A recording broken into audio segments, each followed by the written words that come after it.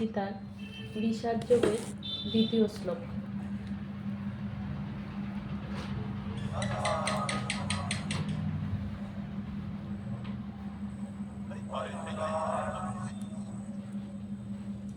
বিষাদ যোগ শ্লোক নম্বর 2।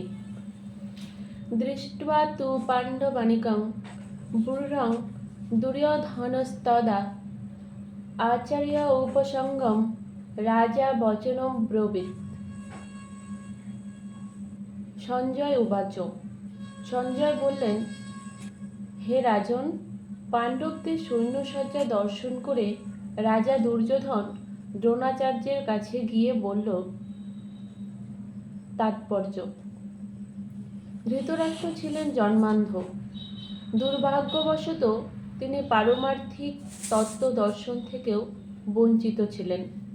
তিনি ভালোভাবেই জানতেন যে ধর্মের ব্যাপারে তার পুত্রেরাও ছিল তারই মতো অন্ধ, এবং তিনি নিশ্চিত ছিলেন যে তার পাপিষ্ঠ পুত্রেরা আজন্ম ধর্মপরায়ণ পাণ্ডবদের সঙ্গে কোনো রকম আপোষ মীমাংসা করতে পারবে না।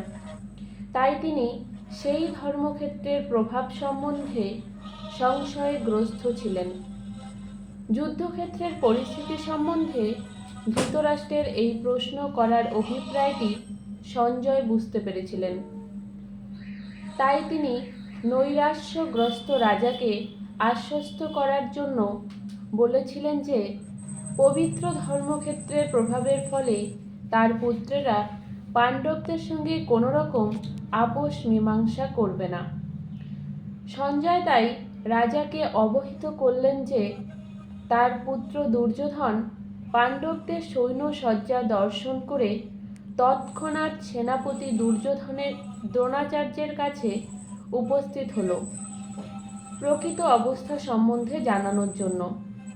দুর্যোধনকে যদিও রাজা বলা হয়েছে, তবুও সেই সংকটময় অবস্থায় তাকে তার সেনাপতির কাছে যেতে হয়েছিল। তাই একজন রাজনীতিবিদ হিসেবে সে যথেষ্টই পারদর্শী ছিল। কিন্তু পাণ্ডবদের সৈন্য সজ্জা দেখে দুর্যোধনের মনে যে ভয়ের সঞ্চার হয়েছিল তা সে তার কূটনীতির ছদ্ম আবরণে ঢেকে রাখতে পারেনি। সঞ্জয় উবাচ, দৃষ্টা তু পাণ্ডবানীকং বুর্জং দুর্যোধনস্তদা আচার্য উপসঙ্গম রাজা বচনম ব্রবীত।